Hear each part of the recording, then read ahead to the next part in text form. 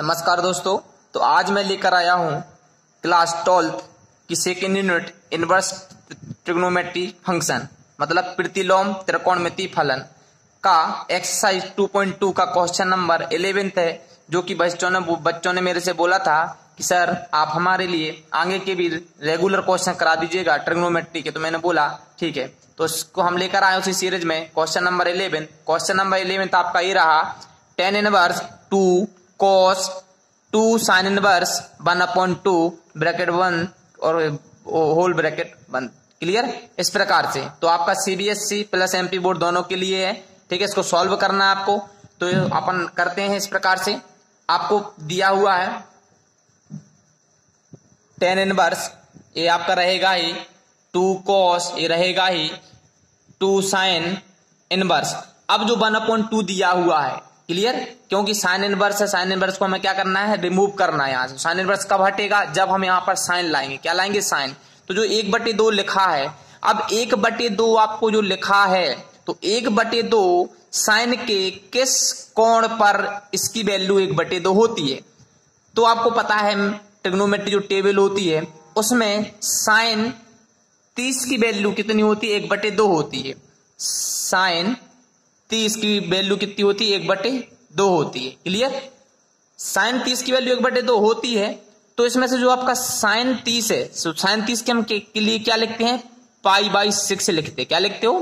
π/6। किसके लिए? इसके लिए। तो 1/2 मतलब 1/2 जहां आपका ये लिखा हुआ है, इसकी जगह हम क्या रख सकते हैं, ये लिख सकते हैं π/6। तो हमें यहाँ पर 1/2 की जगह क्या लिखते हैं, इंटू साइन π/6 लिख दिया हमने। अब इस साइन इनवर्स और साइन कैंसिल।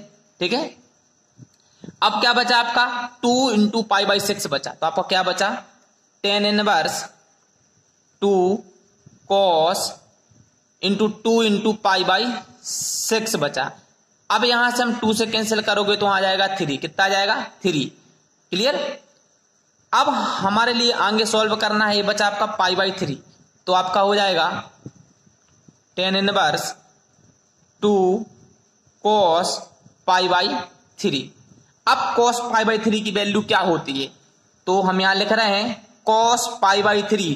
π/3 का मतलब होता है 60। कितना होता है, 60। तो cos 60 की वैल्यू होती है 1/2। कितनी होती है, 1/2। तो हम इस cos π/3 की जगह रख सकते हैं 1/2। तो हम लिखेंगे tan इनवर्स 2 × इसकी जगह में क्या रखना है, 1/2।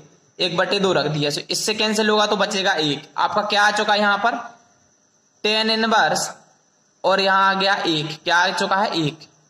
अब जो 1 है, हमें क्या करना है, tan इनवर्स को रिमूव करना है। तो जो 1 है आपका, अब 1 जो दिख रहा है, तो tan थीटा की वैल्यू मतलब tan किस कोण पर उसकी वैल्यू 1 होती है।